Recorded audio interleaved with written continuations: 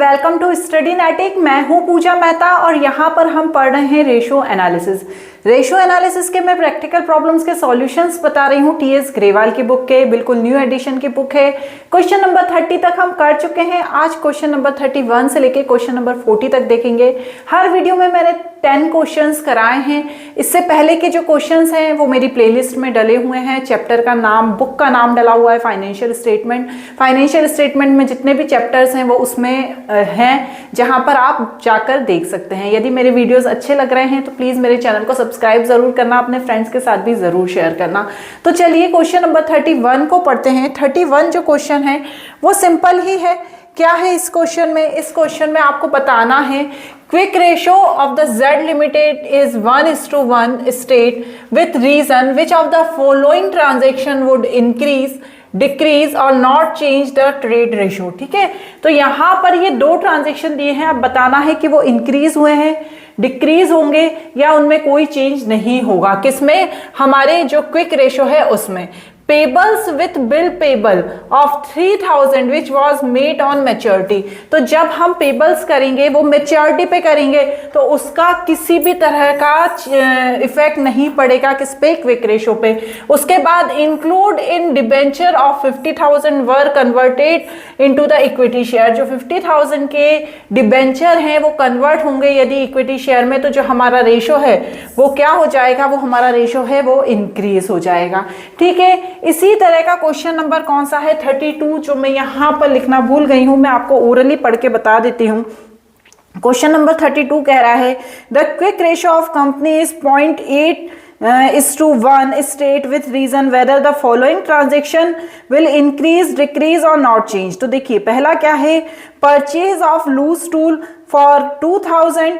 तो इसका क्या होगा? देखिए जब हम परचेज करेंगे किसी भी टूल को 2000 में तो क्या होगा? डिक्रीज हो जाएगा जो हमारा क्विक रेशो है। नेक्स्ट है increase premium paid in advance 500। तो यहां भी ऐसी स्थिति में भी हमारा जो रेशो है वो डिक्रीज हो जाएगा। Sale of goods on credit 3000। तो ऐसी स्थिति में जब हम बेचेंगे कोई भी सामान को तो हमारा जो रेशो है वो इंक्रीज हो जाएगा। Honoured a bill payable of 5000 of maturity. तो इस ऐसी स्थिति में भी जो हमारा क्विक रेशो है वो क्या होगा? वो डिक्रीज हो जाएगा। यहाँ पर गलती से रह गया इसलिए मैंने आपको ओरली समझा दिया।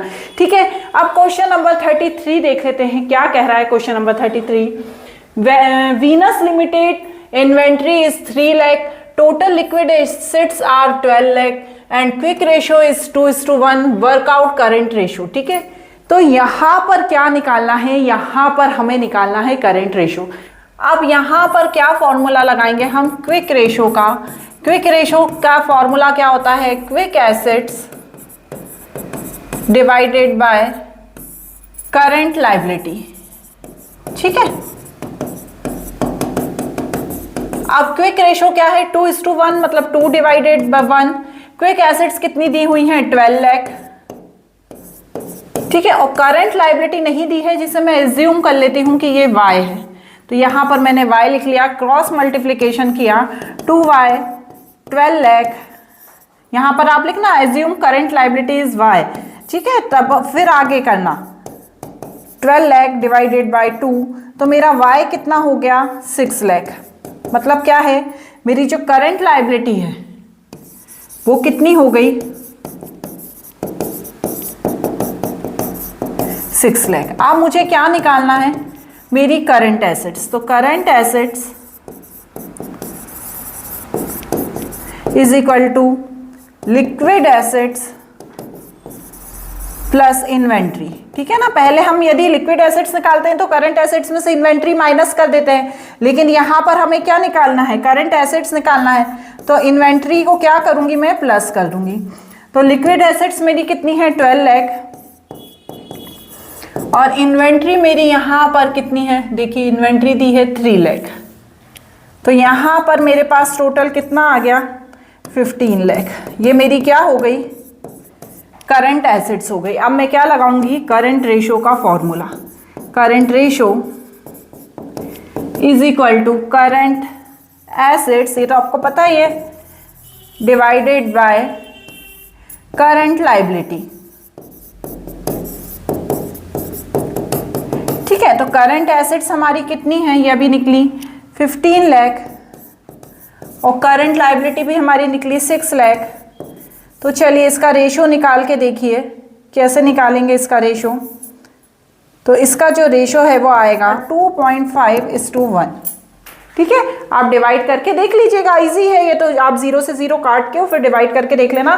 2.5:1 इसका रेशो आएगा। ठीक है, एक बार आंसर से मैच कर लेते हैं। क्या आंसर हमारा सही है? हाँ सही है।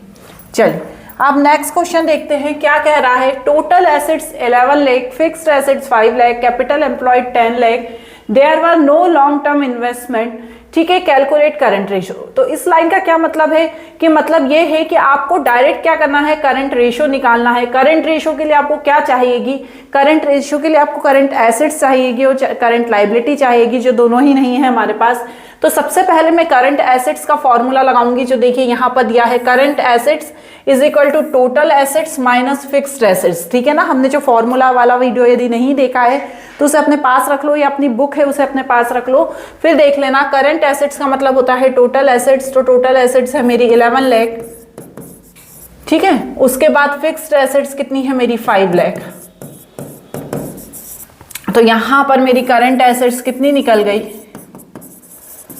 करंट एसेट्स मेरी निकल गई 6 लाख। ठीक है, अब मुझे करंट लायबिलिटी निकालना है। तो करंट लायबिलिटी का भी क्या फॉर्मूला होता है? Total assets plus capital employed. ठीक है, तो टोटल एसेट्स दिया हुआ है, कैपिटल एम्प्लॉयड भी दिया हुआ है। तो मैं क्या करूंगी, current liability is equal to total assets minus capital employed means 1 lakh. ये क्या हो गई मेरी करंट लायबिलिटी। अब मैं करंट रेशो निकाल लूंगी। कितना है current ratio? Current assets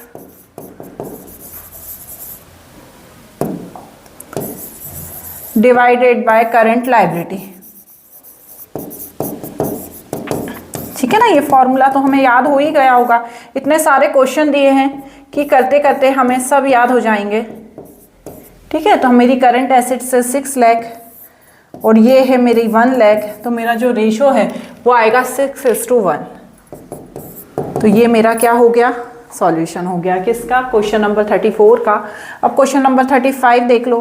question number 35 क्या कह रहा है? Capital employed 20 lakh, fixed assets 14 lakh, current liability 2 lakh, there are no long term investment, calculate current ratio. चलिए कैलकुलेट करंट रेशो। तो अब यहाँ पर देखिए करंट रेशो निकालने के लिए आपके पास करंट लायबिलिटी तो दी है 2 लाख, करंट एसेट्स नहीं दी है। तो करंट एसेट्स का यहाँ फॉर्मूला लिखा है, यहाँ पे लिखा है, लेकिन आपको याद होना चाहिए। ये तो हिंट है, क्वेश्चन है बुक के, तो आपको हिंट में फॉर्मूला दे दिया है। कैपिटल एम्प्लॉयड, कैपिटल एम्प्लॉयड कितना दिया है? 20 lakh plus current liability, current liability कितनी दी है? 2 लाख और माइनस क्या करना है? फिक्स्ड एसेट्स करना है। तो फिक्स्ड एसेट्स कितना दिया है? 14 लाख। ठीक है, तो 20 लाख प्लस 2 लाख 22 लाख माइनस 14 लाख, तो कितना आ जाएगा मेरे पास? 6, 7, 8 लाख। ये मेरा क्या हो जाएगा? करंट एसेट्स हो जाएगा। और फिर मैं करंट रेशो निकाल लूंगी। क्या होगा? 8 लाख डिवाइडेड बाय कितनी दी है मेरी करंट लायबिलिटी? 2 लाख। तो मेरा जो रेशो आ जाएगा वो 4:1 आ जाएगा। ठीक है, अब अगला क्वेश्चन देख लेते हैं। चलो क्वेश्चन नंबर 36 देख लो। From the following calculate the current ratio and quick ratio. तो देखिए इससे हमें क्या करना है? करंट रेशो और क्विक रेशो दोनों निकालना है। ठीक है, तो सबसे पहले करंट रेशो निकालने के लिए मेरे पास ना तो करंट एसेट्स है, ना ही मेरे पास करंट लायबिलिटी है। तो मैं ये दोनों निकालूंगी। तो करंट लायबिलिटी पहले निकालूंगी। तो पहला क्या होगा करंट लायबिलिटी निकालने का फॉर्मूला? टोटल डेब्ट is equal to long term borrowing plus long term provision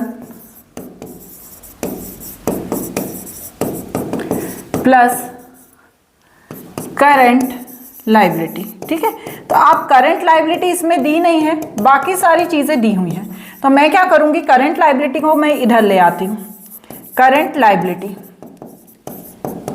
ठीक है, अब लॉन्ग टर्म बोरोइंग कितना दिया हुआ है? 4 lakh plus long term provision 4 lakh, और जो मेरा टोटल डेब्ट था, ठीक है, वो कितना था 12 लाख। तो ये जब मैं इस साइड लाऊंगी तो ये माइनस आ जाएगा, ठीक है, तो ये भी माइनस है क्योंकि करंट लायबिलिटी इस साइड आई है। तो अब जब हम इसको कैलकुलेट करेंगे तो यहां पर -4 लाख आ जाएगा, और यहां पे भी माइनस करंट लायबिलिटी कितनी है माइनस में, तो ये माइनस से माइनस चला गया, तो मेरे पास करंट लायबिलिटी कितनी आ गई 4 लाख, ठीक है। अब ऐसे ही मैं क्या निकालूंगी, करंट एसेट्स निकालूंगी। तो करंट एसेट्स का भी एक फॉर्मूला है, ठीक है। तो क्या है करंट एसेट्स का फॉर्मूला, आपको दिख रहा है ना, बहुत छोटा हो गया, ठीक है, अब दिख रहा होगा, ठीक है। अब क्या है, total assets is equal to fixed assets. तो फिक्स्ड एसेट्स कितनी है, ये सब प्लांट मशीनरी ये सब फिक्स्ड एसेट्स हैं, ठीक है। Non current investment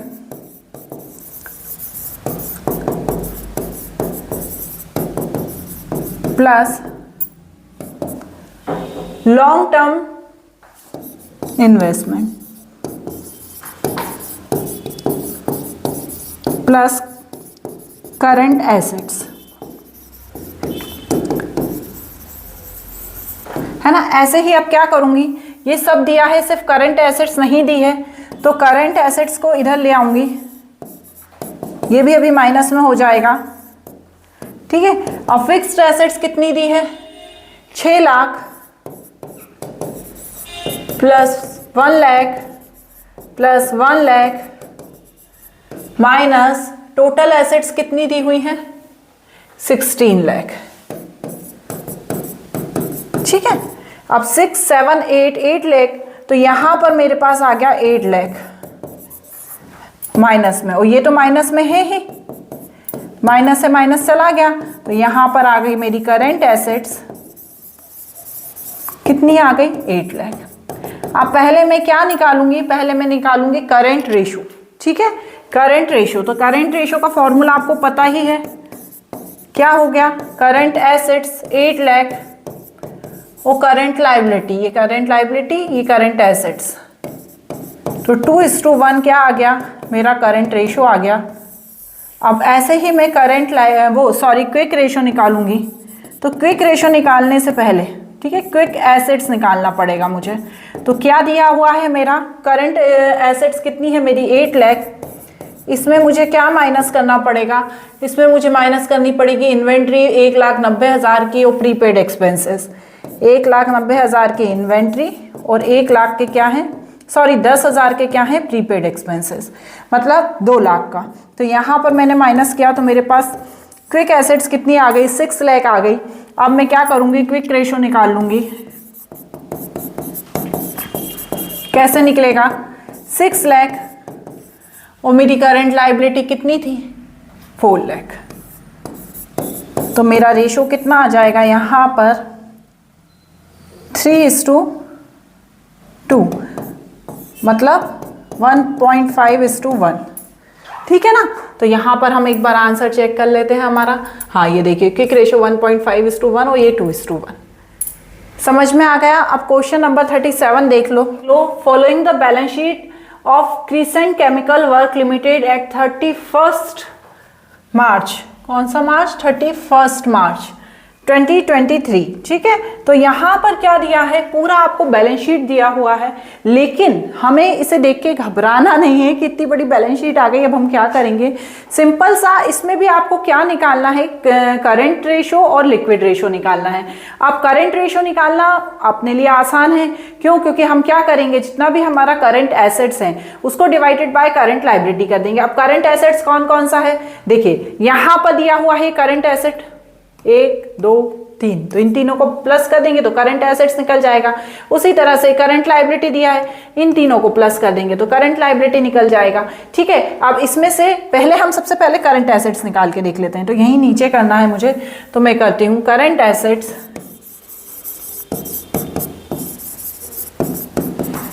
is equal to कितना हुआ मेरा 50,000 प्लस 30,000 प्लस 20,000, तो मेरा कितना हो गया 1 लाख। तो ये मेरी क्या हो गई करंट एसेट्स हो गई। अब करंट लायबिलिटी कैसे निकालूंगी मैं, ये दिया हुआ है ऊपर, क्या दिया है, short term borrowing, trade payable, short term provision for tax, ठीक है ना। मैंने देखिए डायरेक्ट लिख दिया है, आपको डायरेक्ट नहीं लिखना है, आपको प्रॉपर वे में सुंदर तरीके से लिखना है। Current assets is equal to inventories plus trade receivable plus cash and cash equivalent, फिर उसके बाद आपको अमाउंट लिखना है और उसके बाद आपको टोटल लिखना है, ठीक है ना। उसी तरह करंट लायबिलिटी में आपको लिखना है short term borrowing plus trade payables plus short term provision, उसके बाद अमाउंट लिख के और टोटल करना है, ठीक है। आपको ऐसा डायरेक्ट नहीं लिखना है।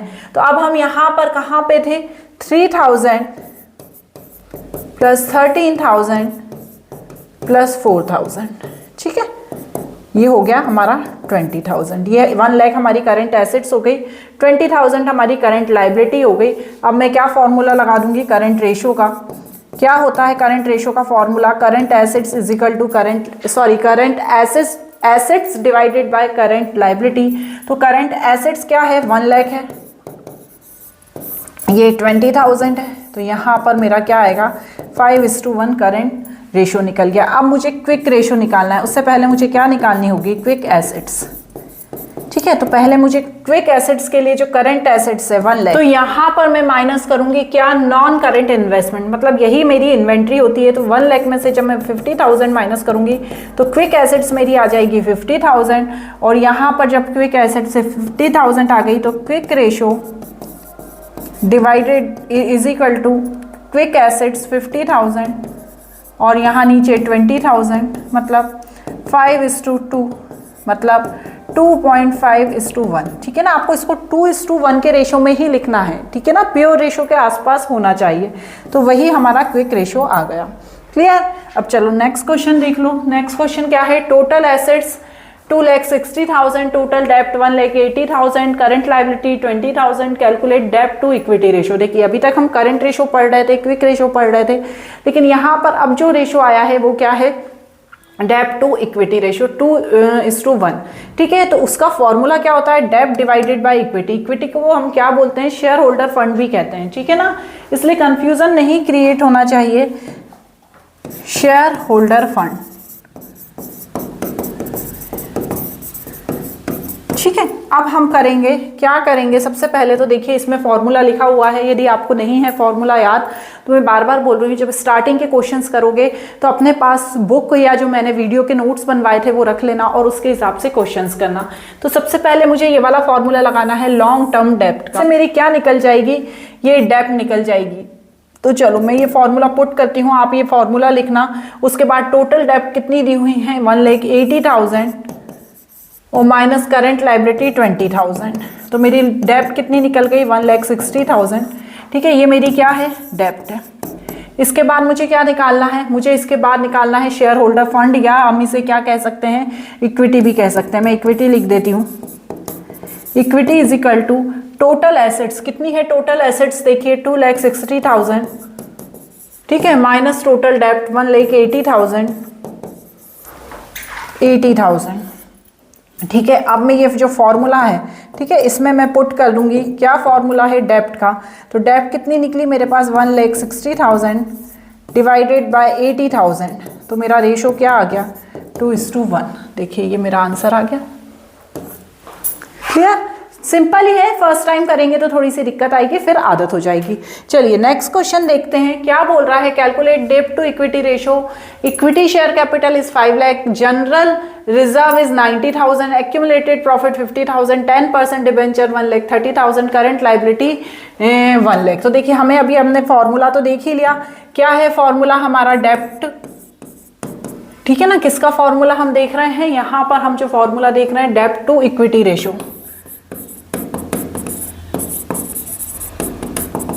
ठीक है। तो क्या है फॉर्मूला, डेप्ट डिवाइडेड बाय इक्विटी, क्लियर। चलो अब क्या करेंगे हम, सबसे पहले यहां पर इक्विटी निकाल लेंगे। इक्विटी कितनी दी है, इक्विटी शेयर कैपिटल 5 लाख, आपको पूरा लिखना है बच्चों। जनरल रिजर्व दिया है 90,000, एक्यूमुलेटेड प्रॉफिट दिया है 50,000, तो मेरे पास यहां पर हो गया 6,40,000। उसके बाद डेप्ट मेरा दिया हुआ है 1,30,000, ठीक है ना। तो उसे मैं यहाँ पर ऐसा का ऐसा ही लिख दूंगी। उसके बाद मुझे क्या करना है, हमारा जो ये फॉर्मूला है वो लगाना है। तो यहाँ पर जब मैं डेप्थ लगाऊंगी 1,30,000 डिवाइडेड बाय 6,40,000, तो जो मेरा रेशो है, ऊपर छोटा अमाउंट है और नीचे बड़ा अमाउंट है, तो जो मेरा रेशो है वो आएगा 0.203:1। क्लियर, आप करके देख लेना। इसके बाद ये क्वेश्चन नंबर 39 था। अब हम क्वेश्चन नंबर 40 कर लेते हैं। 40 नंबर का क्वेश्चन क्या कह रहा है कि हमें यहाँ पर डेब्ट टू इक्विटी रेशो निकालना है। तो सबसे पहले मैं यहाँ पर क्या निकालूंगी, इक्विटी। तो इक्विटी के लिए जितने भी मेरे दिए हैं, equity share, preference share, general reserve, surplus, इनको मुझे प्लस कर देना है। तो 2 lakh plus 1 lakh plus 90,000 plus 40,000, तो करके देखिए 3 लाख, 4 लाख, 4,30,000। और डिबेंचर कितना दिया है, डिबेंचर नहीं सॉरी डेब्ट, जिसमें डिबेंचर वाला अमाउंट लिखेंगे 1,50,000। और जो हमारा फॉर्मूला है डेब्ट टू इक्विटी रेशो का वो लगा देना है। क्या है, डेब्ट हमारा है 1,50,000 और इक्विटी है हमारा 4,30,000। ऊपर छोटा अमाउंट है, नीचे बड़ा अमाउंट है, इसलिए पॉइंट में आएगा। देखिए आप निकाल के देख लीजिएगा 0.35:1, ठीक है ना। तो यहाँ पर आपको ये निकालना तो आता ही होगा, ऊपर वाला अमाउंट से नीचे वाले अमाउंट डिवाइड करके देखेंगे तो इस तरीके का रेशो निकल जाएगा। यदि मेरे वीडियोस अच्छे लग रहे हैं तो मेरे चैनल को सब्सक्राइब ज़रूर करना। अगले क्वेश्चंस हम अगले वीडियो में देखेंगे। आज के लिए इतना ही, बाय बाय।